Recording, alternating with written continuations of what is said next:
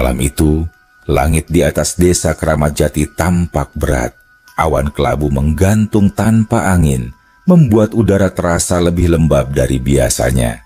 Di desa kecil yang dikelilingi persawahan luas itu, suara jangkrik bersahut-sahutan dengan gemericik air irigasi yang mengalir ke pematang. Di salah satu sudut desa, berdiri rumah sederhana milik Sutrisno, seorang pria berusia 38 tahun. Lelaki itu dikenal warga sebagai tukang ojek yang sabar dan ramah. Ia biasanya mangkal di pangkalan dekat pasar Kramat Jati, menunggu penumpang yang hendak ke ladang, ke pasar, atau sekadar menuju ke kampung sebelah. Hidup Sutrisno boleh dibilang pas-pasan. Motor tuanya, Supra 125 berwarna hitam yang sudah lebih dari 10 tahun menemaninya, adalah satu-satunya sumber rezeki keluarga. Meski begitu, ia jarang mengeluh. Ia selalu berkata kepada istrinya, Siti, bahwa yang penting mereka sehat, bisa makan tiap hari, dan anak semata wayangnya, Ayu, yang duduk di bangku SMP, bisa terus sekolah. Rumah mereka berdinding tembok tipis dengan cat putih yang mulai kusam.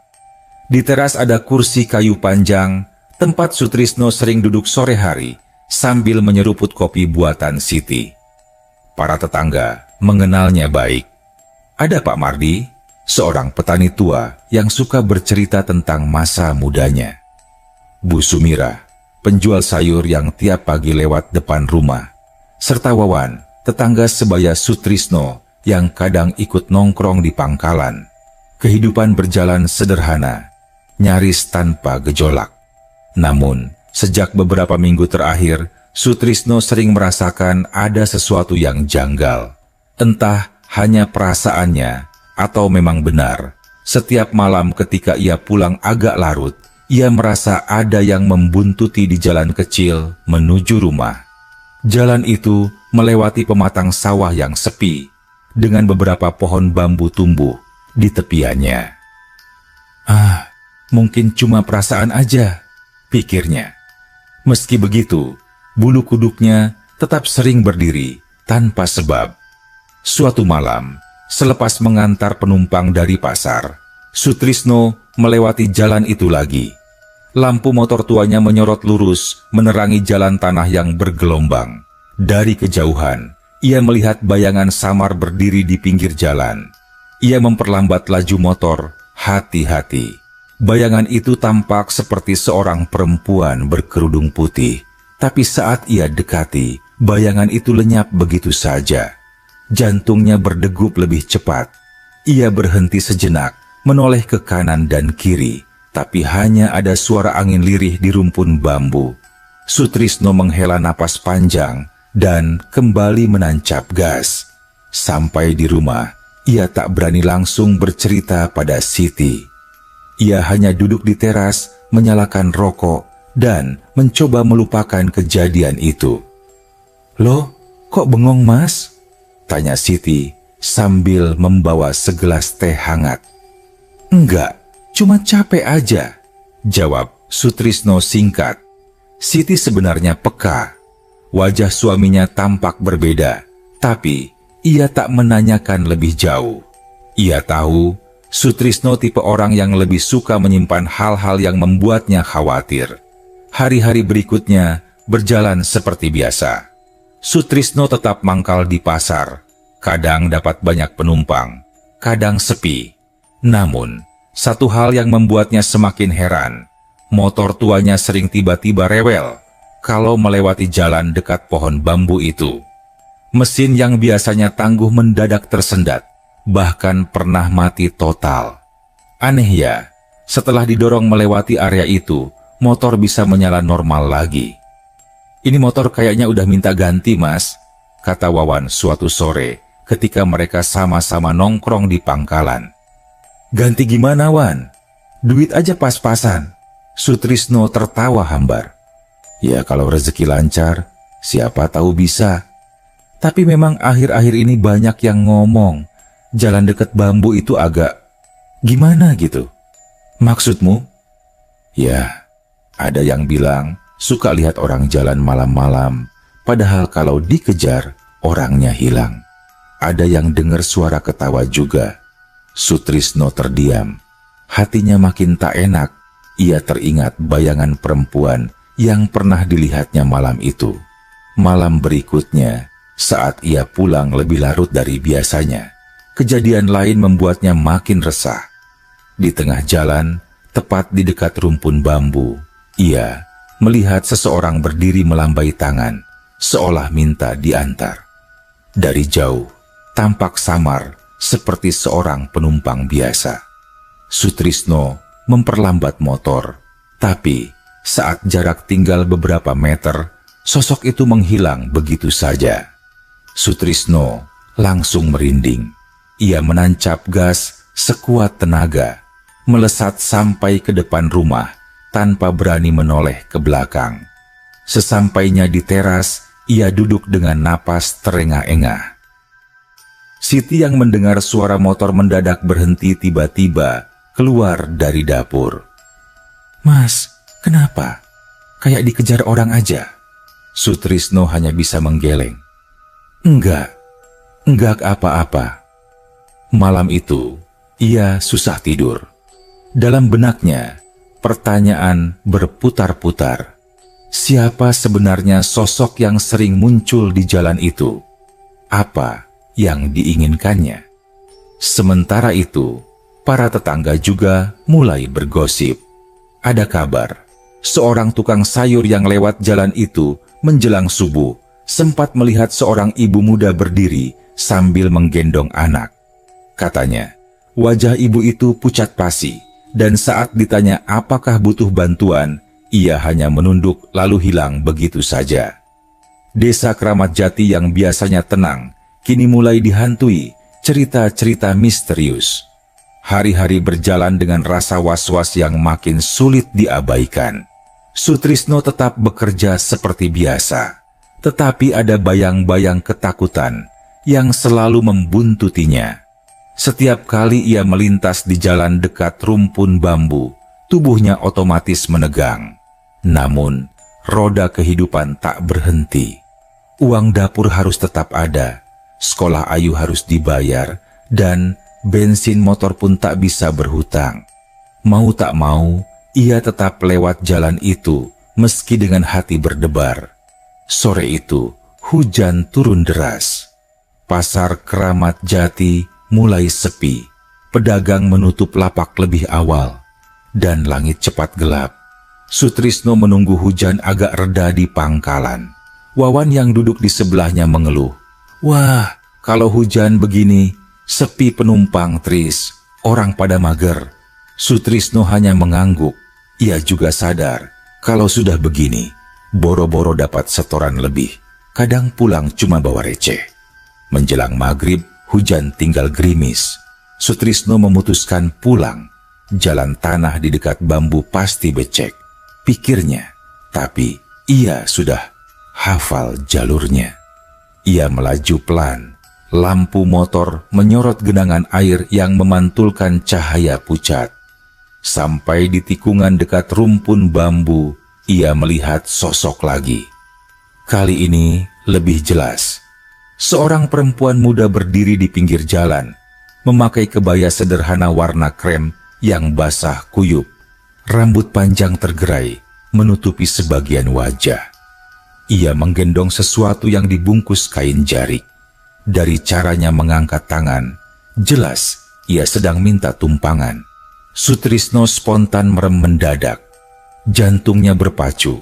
Ingatan pada cerita-cerita tetangga membuatnya hampir kabur begitu saja. Tapi entah kenapa, malam itu ia merasa berbeda. Wajah perempuan itu terlihat jelas, diterangi lampu motor, bukan bayangan samar seperti sebelumnya. Dan ia tampak benar-benar butuh bantuan.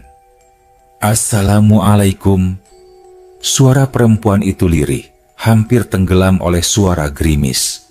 "Waalaikumsalam. Mau kemana, Mbak?" Suara Sutrisno bergetar. "Ke kampung sebelah, Dusun Kedung Rejo," jawabnya pelan. Sutrisno mengerjap. Kedung Rejo, itu kampung kecil di balik bukit, jaraknya sekitar 5 km dari Keramat Jati. Jalan ke sana sempit dan jarang dilalui malam-malam. Ia ragu sejenak, tapi nalurinya sebagai ojek membuatnya sulit menolak orang yang butuh tumpangan. Ya sudah, naik Mbak. Hati-hati, jalannya licin. Perempuan itu mengangguk. Dengan gerakan pelan, ia naik ke jok belakang. Sutrisno bisa merasakan tubuhnya dingin, seolah basah kuyup sejak lama. Tak ada bau parfum atau wangi sabun, hanya aroma tanah basah bercampur daun bambu. Motor tua itu melaju perlahan menembus jalan licin. Perempuan di belakang tak banyak bicara, hanya sesekali membenarkan gendongannya. Sutrisno sempat melirik lewat kaca spion kecil di stangnya. Tapi anehnya, bayangan perempuan itu tidak begitu jelas. Seperti kabur, tertimpa cahaya lampu. Dek! Sutrisno buru-buru mengalihkan, tak berani menatap lama-lama. Ia merasakan tengkuknya merinding, tapi entah kenapa, ada suara dalam hati yang berkata, "Tenang saja, tolong dia sampai tujuan." Perjalanan terasa lebih lama dari biasanya. Hutan kecil yang biasanya hanya dilewati sebentar kini seperti tak kunjung habis. Udara di sekitar mereka juga terasa lebih dingin. "Mas," suara perempuan itu tiba-tiba memecah hening. "Iya Mbak, terima kasih ya, sudah mau nganter. Kalau bukan Mas, mungkin saya nggak bisa sampai." Sutrisno tercekat. "Lah, memangnya kenapa Mbak?" Perempuan itu hanya tersenyum tipis. "Nanti Mas tahu sendiri." Jawaban itu membuat bulu kuduk Sutrisno makin berdiri. Ia ingin bertanya lagi, tapi mulutnya kaku. Ia hanya fokus pada jalan. Tak lama kemudian, motor berhenti di sebuah pertigaan kecil. Perempuan itu menepuk pundak Sutrisno. "Mas, turunin di sini aja, ya. Saya bisa jalan sendiri, tapi ini kan masih jauh dari Kedung Rejo." Protes Sutrisno bingung. "Sudah, cukup di sini." Senyumnya tenang, tapi matanya memancarkan sesuatu yang sulit dijelaskan. Perempuan itu turun, merapikan kain jariknya, lalu menunduk memberi salam. Sutrisno sempat menoleh ke belakang untuk memastikan, tapi ketika lampu motor menerangi jalan itu, perempuan itu sudah tidak ada. Hanya ada kabut tipis dan suara katak bersahutan. Sutrisno panik. Ia menengok kanan kiri, menyalakan motor, mencoba mencari sosok itu. Nihil. Ia bahkan turun, berjalan beberapa langkah, tapi jalan kosong melompong.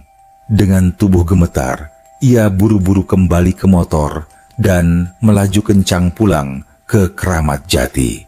Sampai rumah, Siti kaget melihat suaminya datang dengan wajah pucat. "Masya Allah Mas, kenapa kayak orang habis dikejar hantu?" Sutrisno hanya bisa duduk di kursi kayu, napasnya masih ngos-ngosan.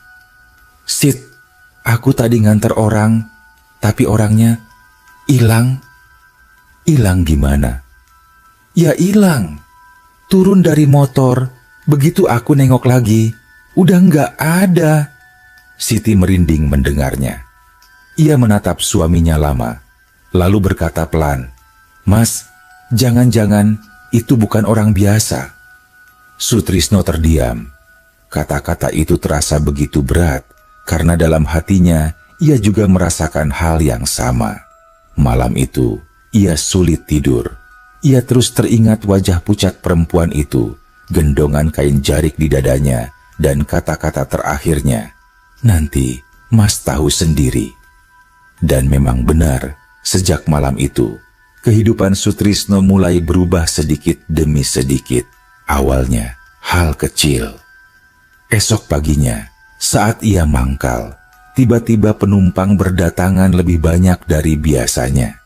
Padahal, hari biasa, ia paling hanya dapat 2-3 orang. Hari itu, ia bisa narik sampai 7 kali. Uang yang terkumpul lebih dari cukup untuk belanja dapur dan bayar bensin. Wawan sampai heran. Wah, rezekimu ngalir, Tris. Kayaknya hoki banget hari ini. Sutrisno hanya tersenyum kaku. Dalam hatinya, ia bertanya-tanya, apakah ini ada hubungannya dengan kejadian tadi malam? Sementara itu, para tetangga mulai mendengar kabar lain. Ada yang mengaku melihat perempuan berpakaian kebaya krem berjalan sendirian di jalan sawah menjelang subuh. Ada juga yang bilang mendengar suara tangisan bayi dari arah bambu. Cerita itu menyebar, menambah rasa penasaran sekaligus takut di kalangan warga. Dan di tengah semua itu, Sutrisno merasa semakin terikat dengan sosok yang telah ia tolong. Ia belum tahu siapa perempuan itu, dari mana asalnya, atau apa maksudnya. Yang jelas, sejak malam itu ada sesuatu yang tak lagi sama dalam hidupnya. Sejak malam itu, Sutrisno merasa hidupnya berjalan aneh. Aneh tapi nyata. Penumpang yang datang kepadanya lebih banyak, dan yang lebih mengejutkan, hampir semuanya membayar lebih dari tarif biasa. "Udah mas, ambil aja kembaliannya," begitu kata seorang ibu muda yang ia antar ke pasar. "Mas, ini ongkosnya, semoga cukup," ujar seorang bapak yang biasanya terkenal pelit, tapi kali ini justru memberi 2 kali lipat. Setiap sore, saat ia pulang ke rumah, Siti selalu menatap heran. "Mas, ini beneran semua penumpang bayar segini?" "Iya, Sit. Aku juga bingung. Kayak ada yang nambahin rezeki aja." "Alhamdulillah kalau gitu. Tapi mas, jangan lupa, tetap hati-hati ya. Aku masih kepikiran kejadian malam itu." Sutrisno mengangguk. Ia juga tidak bisa menghapus bayangan perempuan misterius itu dari benaknya. Rasanya seperti ada hutang budi yang belum selesai.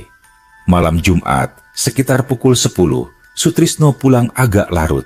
Ia habis mengantar seorang penumpang ke desa tetangga. Jalanan sepi, hanya ada cahaya lampu motor tuanya yang setia menerobos gelap. Begitu sampai di dekat rumpun bambu, tubuhnya otomatis merinding. Dan benar saja, dari kejauhan ia melihat sosok yang sama. Perempuan berkebaya krem, basah kuyup, menggendong kain jarik. Kali ini ia berdiri tepat di tengah jalan, seolah sengaja menunggu. Motor Sutrisno melambat dengan sendirinya. Jantungnya berdetak keras, tapi kali ini ada sesuatu yang berbeda. Ia tidak merasa ingin kabur. Entah kenapa, hatinya justru terdorong untuk berhenti. "Assalamualaikum, Mbak." Suara Sutrisno bergetar. Perempuan itu menunduk pelan, lalu menjawab lirih, "Waalaikumsalam, Mas." Sutrisno menelan ludah. Mau ke Kedung Rejo lagi?" Perempuan itu menggeleng. "Tidak, Mas. Malam ini, saya ingin minta tolong yang terakhir kalinya." Sutrisno terdiam. Kata-katanya membuat udara sekitar terasa lebih dingin. "Minta tolong apa, Mbak?" Perempuan itu mendekat. Wajahnya terlihat pucat, matanya sayu, tapi ada kehangatan aneh di sorotannya. Ia menunjuk ke arah jalan setapak kecil yang masuk ke tengah sawah. "Bisa antarkan saya ke sana? Saya harus sampai ke tempat itu malam ini." "Loh, jalan itu kan buntu, Mbak. Ujungnya cuma rawa kecil," jawab Sutrisno bingung. "Tidak, Mas. Itu jalan pulang saya." Sutrisno terdiam. Kata-kata itu membuatnya makin merinding. Tapi saat ia melihat perempuan itu memeluk gendongannya erat-erat seperti melindungi sesuatu yang berharga, hatinya terenyuh. Ada dorongan kuat untuk menolong, meski logikanya menolak. Akhirnya, dengan bismillah, ia menyalakan motor dan membonceng perempuan itu menyusuri jalan setapak. Ban motornya melibas lumpur, sesekali tergelincir, tapi entah kenapa selalu bisa seimbang. Perjalanan terasa jauh lebih panjang dari yang ia kenal. Jalan setapak itu biasanya hanya beberapa puluh meter, tapi kali ini seperti tak berujung. Di kiri kanan bukannya sawah lagi, melainkan pepohonan besar yang seolah menutup jalan. Udara makin dingin, dan kabut tipis mulai turun. Perempuan itu berbisik, "Sedikit lagi, Mas." Sutrisno menelan ludah. Tangannya bergetar memegang stang motor, tapi ia terus melaju. Akhirnya mereka sampai di sebuah lapangan kecil yang diterangi cahaya bulan pucat. Di tengahnya ada batu besar berlumut, dan di sekitar batu itu ada beberapa sesajen kering, bunga, dupa, dan bekas wadah makanan. Perempuan itu menepuk pundak Sutrisno. "Sudah, Mas, cukup di sini." Ia turun dengan pelan, lalu menatap Sutrisno lama sekali. Ada rasa haru di matanya, bercampur kesedihan. "Mas, terima kasih sudah mau menolong saya sampai sejauh ini. Tidak banyak orang yang mau berhenti, apalagi mengantar saya. Padahal saya hanya ingin pulang." Sutrisno tercekat. "Mbak, sebenarnya jenengan ini siapa? Dari mana?" Perempuan itu tersenyum tipis. Ia membuka sedikit kain jariknya. Sutrisno bisa melihat jelas. Isinya bukan bayi, melainkan gumpalan kain lusuh dengan bunga melati kering. Aroma wangi samar langsung menusuk hidung. "Anak saya sudah lama pergi, Mas. Saya hanya ingin mengantarnya pulang bersama saya." Sutrisno gemetar.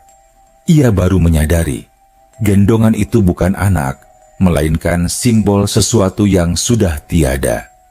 Perempuan itu menunduk, lalu berucap pelan, "Doakan saya, Mas. Doakan saya bisa pulang dengan tenang." Sutrisno refleks mengangguk. "Innalillahi. Semoga jenengan diterima Allah, Mbak." Saya ikhlas bantu. Air mata menetes di pipinya tanpa sadar. Perempuan itu tersenyum. Untuk pertama kalinya wajahnya tampak begitu damai. Perlahan ia berjalan menuju batu besar itu, lalu tubuhnya memudar bersama kabut. Hanya aroma melati yang tersisa menyelinap di udara malam. Sutrisno terdiam lama.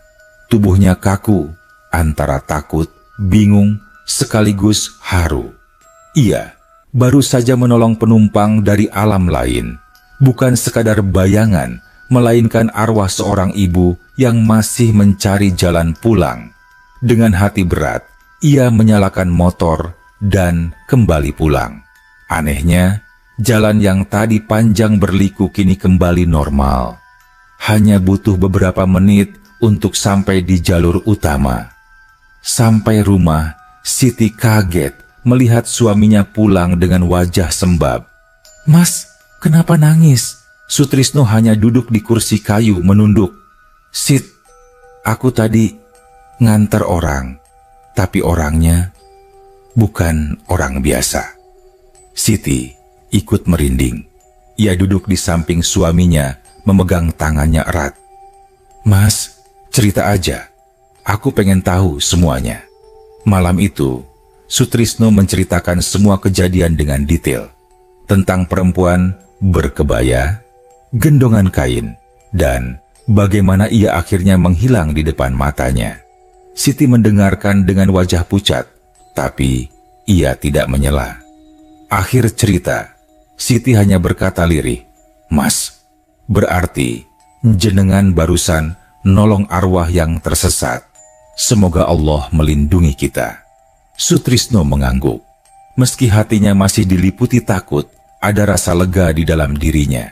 Seolah beban yang selama ini menekan telah terangkat. Yang lebih mengejutkan, sejak malam itu, hidup Sutrisno semakin berubah.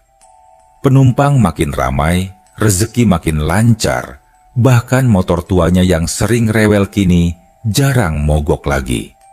Namun, perubahan itu juga diiringi kejadian aneh di sekitar rumah. Beberapa kali, tetangga melihat cahaya samar di depan rumah Sutrisno. seperti lampu Petromax padahal tidak ada. Semua itu membuat Sutrisno bertanya-tanya, apakah pertolongannya benar-benar selesai? Ataukah masih ada sesuatu yang belum ia pahami? Sejak malam ketika perempuan berkebaya krem itu menghilang di depan matanya, Sutrisno merasakan ada yang berbeda dalam hidupnya. Awalnya, ia pikir hanya perasaan, tapi bukti-bukti mulai tampak jelas. Pertama, rezekinya benar-benar mengalir lebih lancar. Hampir setiap hari, ia mendapat penumpang tanpa harus menunggu lama di pangkalan. Bahkan kadang, baru duduk sebentar, sudah ada orang yang datang meminta diantar. Yang lebih aneh lagi, banyak di antara mereka membayar lebih atau memberi tip yang tidak pernah ia bayangkan sebelumnya. "Mas Tris, ini buat tambahan bensin ya?" kata seorang pemuda yang ia antar ke pasar hewan. Padahal ongkosnya hanya 10.000, tapi ia diberi 20.000. Dalam seminggu, uang yang terkumpul jauh lebih banyak dari biasanya. Siti sampai bisa menambah belanja dapur, bahkan menyisihkan sedikit untuk tabungan Ayu. "Mas, rasanya kayak mimpi. Dulu kita sering mikir, besok makan apa. Sekarang malah bisa nabung," ujar Siti dengan mata berbinar. Sutrisno tersenyum tipis. "Iya Sit, tapi aku masih kepikiran kejadian itu. Jangan-jangan ini semua ada hubungannya." "Ya sudah Mas, kalau memang karena jenengan nolong, berarti itu balasan baik. Yang penting kita jangan sombong, tetap ingat sama Gusti Allah." Sutrisno mengangguk. Ia tahu istrinya benar. Namun, meski rezeki mengalir lancar, ada hal-hal lain yang mulai mengusik. Malam-malam di rumah mereka tak lagi sama. Kadang, selepas tengah malam, Siti terbangun karena mendengar suara lirih seperti tangisan bayi. Suaranya samar, datang dari halaman belakang. Awalnya, ia kira itu suara kucing, tapi semakin lama, semakin jelas. "Mas, denger nggak?" Siti mengguncang bahu suaminya yang sedang tidur pulas. Sutrisno terbangun, telinga tegang mendengarkan. Memang ada suara lirih, seperti bayi menangis pelan. Mereka berdua saling pandang, wajah pucat. "Ah, mungkin kucing Sit," ujar Sutrisno mencoba menenangkan, meski bulu kuduknya berdiri. Namun setelah keluar mengecek, halaman belakang kosong. Tak ada siapapun. Besok paginya, tetangga sebelah, Bu Sumirah, bercerita. Pak Tris, aneh loh. Semalam saya lihat ada cahaya kayak lampu minyak di depan rumah jenengan. Padahal udah tengah malam. Saya pikir jenengan begadang, tapi waktu saya nengok, lampunya hilang." Sutrisno hanya bisa tersenyum kaku.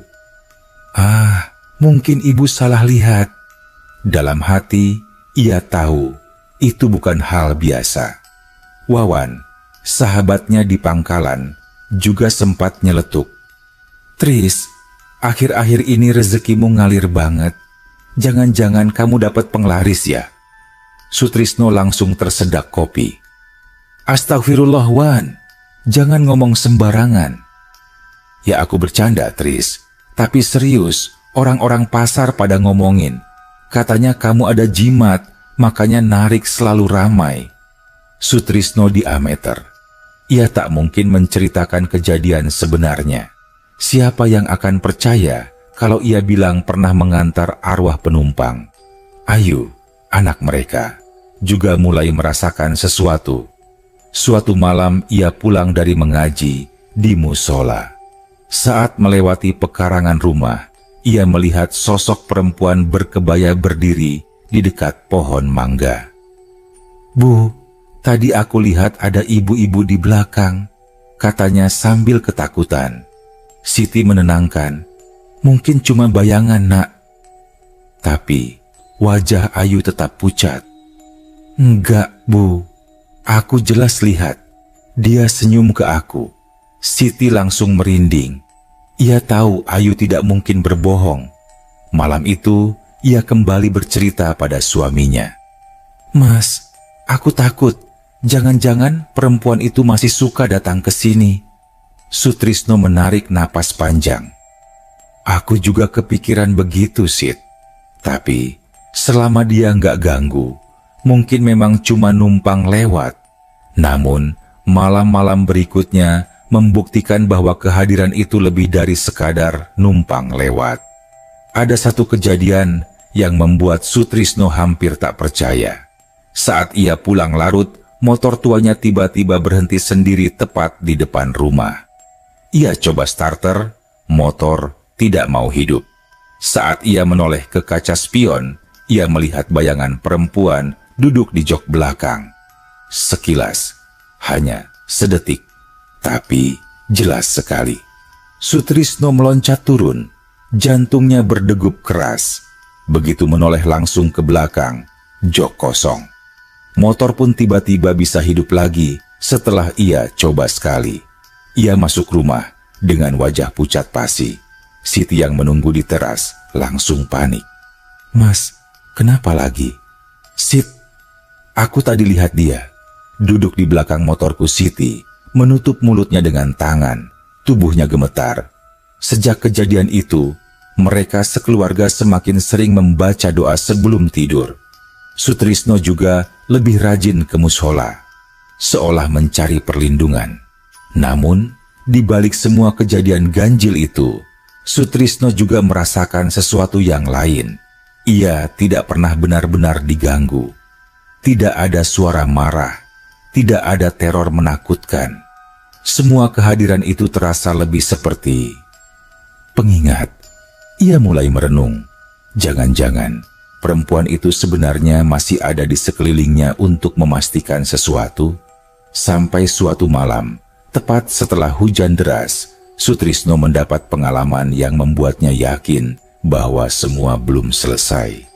Ia baru saja mengantar penumpang terakhir dan hendak pulang. Saat melewati jalan bambu, lampu motornya mendadak meredup. Dari kejauhan, ia kembali melihat sosok perempuan itu berdiri dengan gendongan di dadanya. Namun kali ini berbeda. Wajahnya lebih jelas, dan ia menatap langsung ke arah Sutrisno dengan senyum lembut. Bukan menakutkan, melainkan seolah penuh rasa terima kasih.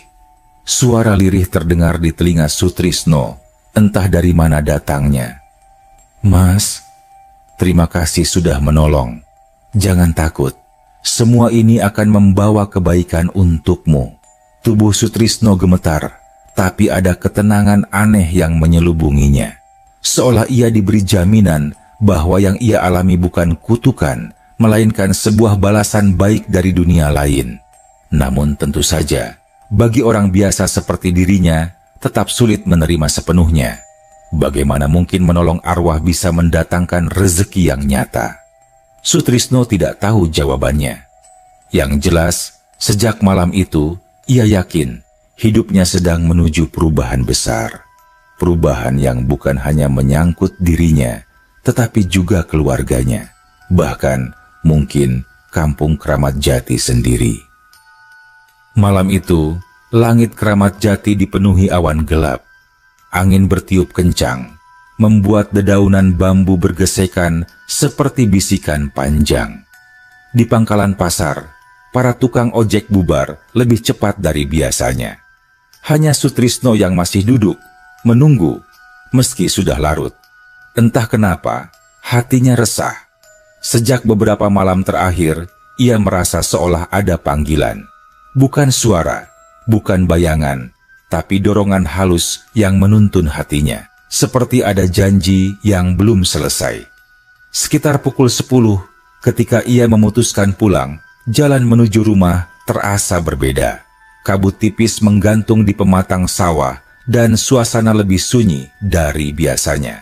Sampai di dekat rumpun bambu, motor tuanya mendadak melambat meski gas sudah ia tarik. Dan benar saja, di sana berdiri sosok yang sudah sangat dikenalnya. Perempuan berkebaya krem, rambut tergerai, gendongan kain di dadanya. Ia berdiri menunggu. Wajahnya kali ini terlihat begitu jelas, pucat tapi damai. Sutrisno menahan napas.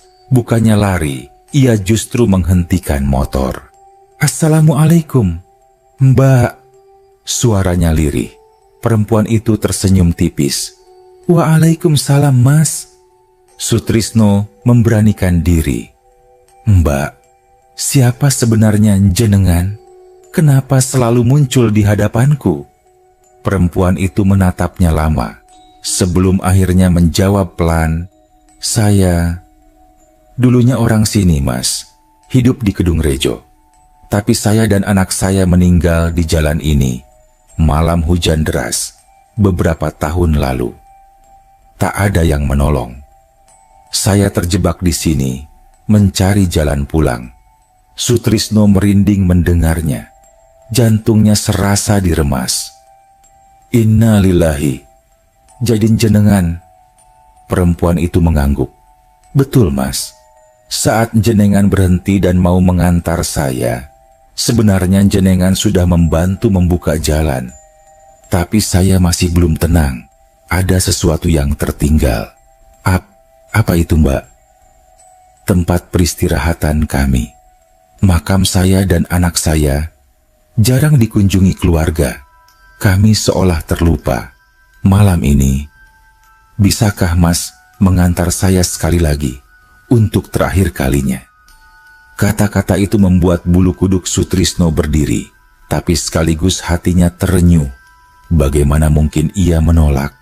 Ia merasa apapun yang terjadi, ia harus membantu. "Baik, Mbak, kalau itu bisa membuat jenengan tenang, ayo saya antar." Motor tua itu kembali melaju menembus jalan setapak di tengah sawah. Namun kali ini suasana berbeda. Kabut semakin tebal, udara makin dingin, dan suara jangkrik lenyap. Hanya deru mesin motor yang terdengar. Perempuan itu duduk tenang di belakang, sesekali membenarkan gendongan kainnya. Suaranya lirih terdengar. "Mas, saya titip salam pada istri dan anak Mas. Jangan pernah takut kalau mereka sesekali melihat saya. Saya hanya ingin memastikan keluarga Mas selalu dilindungi." Sutrisno tercekat. "Kenapa saya, Mbak? Kenapa bukan orang lain?" "Karena Mas ikhlas.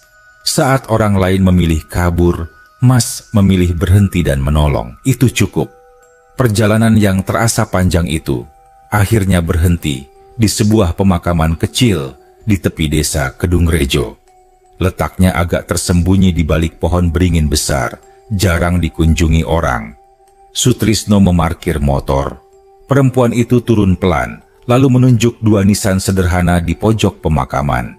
Salah satunya sudah miring, tertutup lumut, hampir tak terbaca. "Itu makam saya dan anak saya," katanya dengan suara bergetar. Sutrisno menelan ludah. Air matanya tiba-tiba menetes tanpa sadar. Ada perasaan haru yang sulit dijelaskan. Perempuan itu berjalan mendekat, lalu duduk di depan nisan. Ia menunduk, memeluk gendongannya erat-erat. "Mas, tolong doakan kami. Bacakan Al-Fatihah agar kami bisa benar-benar pulang." Sutrisno gemetar. Dengan suara terbata, ia membaca doa, ayat demi ayat, sambil menahan tangis. Suasana begitu hening, hanya suara angin melewati dedaunan. Saat doa selesai, perempuan itu menoleh, senyumnya lembut, wajahnya kini tampak berbeda, lebih cerah, tidak lagi suram. "Terima kasih, Mas, karena jenengan saya bisa pulang dengan tenang. Rezeki jenengan akan lancar, hidup jenengan akan baik. Ingat, jangan pernah sombong, dan jangan lupa menolong sesama." Perlahan, tubuhnya memudar, kabut di sekitar pun menipis. Hanya aroma melati yang tertinggal, menyebar lembut di udara. Sutrisno terduduk lemas di depan makam itu. Air matanya bercucuran, bercampur rasa takut, haru, dan lega. Ia baru benar-benar sadar bahwa selama ini ia bukan sekadar bertemu penampakan, tapi diberi kesempatan menolong jiwa yang tersesat. Sutrisno pulang menjelang subuh. Siti menunggu di teras, wajahnya penuh cemas. "Mas, dari mana?" "Astagfirullah, aku khawatir sekali." Sutrisno duduk lemas. "Sit, aku barusan nganter dia ke makamnya." Sama anaknya si Titi menutup mulut, mata berkaca-kaca. Ya Allah, mereka berdua terdiam lama. Hanya suara kokok ayam jantan yang memecah keheningan. Sejak malam itu, kejadian aneh di rumah perlahan berkurang. Tidak ada lagi suara tangisan bayi, tidak ada lagi bayangan perempuan di pekarangan. Yang tersisa hanyalah ketenangan dan rezeki yang makin lancar. Orang-orang kampung tetap heran dengan nasib Sutrisno yang tiba-tiba mujur. Namun, ia tidak pernah menceritakan hal sebenarnya, kecuali pada Siti. Ia hanya menekankan satu hal pada dirinya sendiri. Jangan pernah melupakan doa untuk perempuan itu dan anaknya setiap kali selesai sholat. Dan benar, setiap kali ia melafalkan Al-Fatihah untuk mereka, hatinya terasa lebih ringan, seolah ada hubungan tak kasat mata yang menebarkan kebaikan. Namun, cerita belum benar-benar usai. Karena beberapa minggu kemudian, sesuatu yang tak terduga terjadi, membuat Sutrisno semakin yakin bahwa kebaikan yang ia lakukan telah mengubah jalan hidupnya selamanya. Sejak malam ia mengantarkan perempuan berkebaya ke makamnya, hidup Sutrisno benar-benar berubah. Bukan hanya rezeki yang mengalir lancar, tapi juga suasana batin yang terasa lebih ringan. Ia sudah tidak lagi dihantui ketakutan setiap melewati jalan bambu. Motor tuanya kini selalu menyala dengan baik, seolah tak lagi rewel.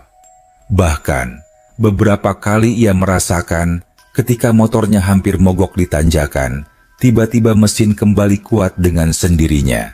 Di rumah, Siti pun merasa berbeda. "Mas, rumah kita rasanya lebih adem ya. Tidur jadi nyenyak, nggak ada gangguan lagi." Sutrisno mengangguk. "Iya, Sit. Kayaknya memang sudah selesai. Dia sudah benar-benar pulang." Namun, meski suasana tenang, Sutrisno tidak pernah melupakan apa yang terjadi. Setiap selesai sholat, ia selalu membaca Al-Fatihah, khusus untuk perempuan itu dan anaknya. Baginya, itu cara kecil untuk menjaga janji terakhir. Kabar tentang rezekinya yang lancar cepat menyebar di kampung. Orang-orang mulai heran, bahkan sebagian iri. "Walah, Sutrisno sekarang nariknya kayak nggak ada sepinya," celetuk Pak Mardi, petani tua, suatu sore. "Dulu motornya sering mogok, sekarang malah kinclong aja," tambah yang lain. Wawan, sahabatnya, sempat menanyakan langsung, "Tris, jujur aja sama aku. Kok bisa sih sekarang hidupmu berubah gini? Apa memang ada rahasia?" Sutrisno hanya tersenyum. "Rahasia? Nggak ada, Wan. Cuma satu, jangan pelit nolong orang. Kadang rezeki datang dari situ." Wawan terdiam, tak lagi mengejar jawaban. Suatu hari, hal tak terduga terjadi. Ayu pulang sekolah sambil membawa kabar yang membuat Sutrisno dan Siti terharu. "Pak Bu, sekolah pilih aku buat dapat beasiswa. Katanya karena nilaiku bagus, sama ada donatur yang khusus nyari anak desa berprestasi." Sutrisno langsung memeluk anaknya erat. "Alhamdulillah, Nak, itu rezeki kamu. Lanjutkan sekolahmu, ya. Jangan sia-siakan."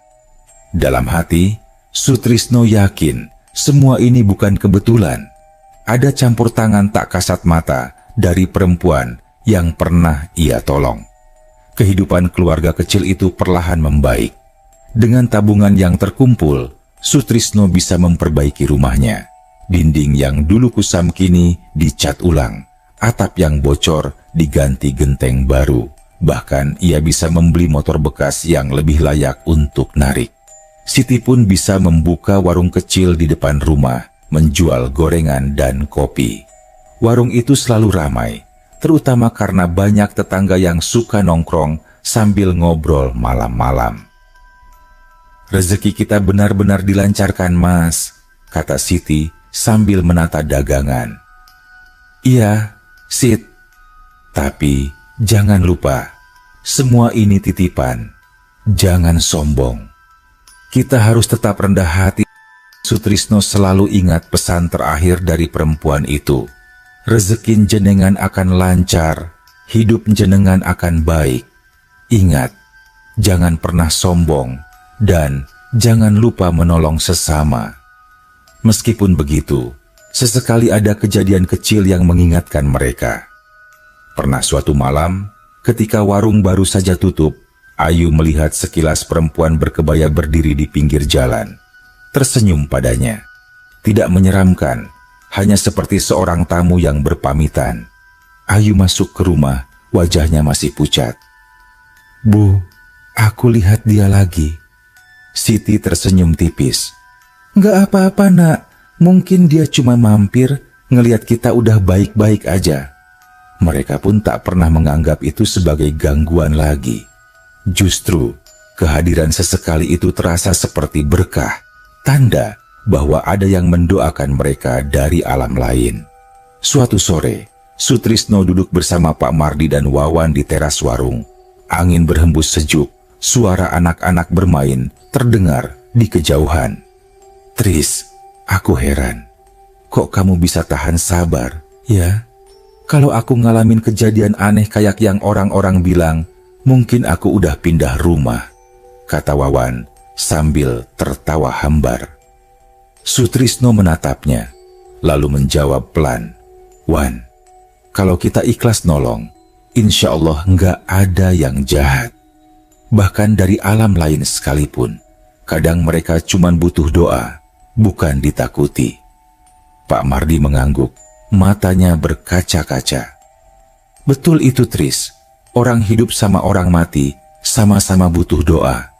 Kamu beruntung bisa nolong dengan cara yang gak semua orang sanggup." Sutrisno tersenyum, menatap langit sore yang mulai memerah. Dalam hatinya, ia merasa lega. Semua kejadian aneh, rasa takut, dan misteri yang dulu menghantuinya kini telah berubah menjadi pelajaran hidup. Ia sadar, bukan kebetulan ia bertemu perempuan itu. Semua sudah digariskan. Dari kejadian itu, ia belajar satu hal penting. Kebaikan kecil, bahkan kepada sosok yang tak lagi hidup, bisa membawa berkah besar. Malam terakhir sebelum bulan Ramadan, Sutrisno duduk di teras bersama Siti. Angin berhembus lembut, aroma melati samar kembali tercium. Mereka berdua saling pandang, lalu tersenyum. "Mas, rasanya dia benar-benar udah tenang ya?" "Iya, Sit. Dan semoga kita juga selalu diberi ketenangan seperti itu." Malam itu, langit cerah tanpa kabut, bintang bertebaran, dan suasana terasa damai. Tidak ada lagi rasa takut, hanya ketenangan dan rasa syukur. Sutrisno menatap ke jalan yang dulu penuh misteri, lalu berbisik lirih, "Terima kasih, Mbak. Sudah mengajarkan arti menolong tanpa pamrih. Semoga jenengan bahagia di tempat yang tenang." Ia menghela napas panjang, lalu masuk ke rumah. Hidup terus berjalan, dan rezeki terus mengalir. Kisahnya sebagai tukang ojek yang menolong penumpang dari alam lain tidak pernah benar-benar ia ceritakan pada banyak orang. Tapi bagi dirinya, istrinya, dan anaknya, itu adalah pengalaman yang akan selalu mereka simpan di hati. Pengalaman yang mengajarkan bahwa di balik ketakutan ada kebaikan yang bisa lahir jika manusia mau ikhlas membantu. Dan disitulah Sutrisno merasa hidupnya benar-benar diberkahi.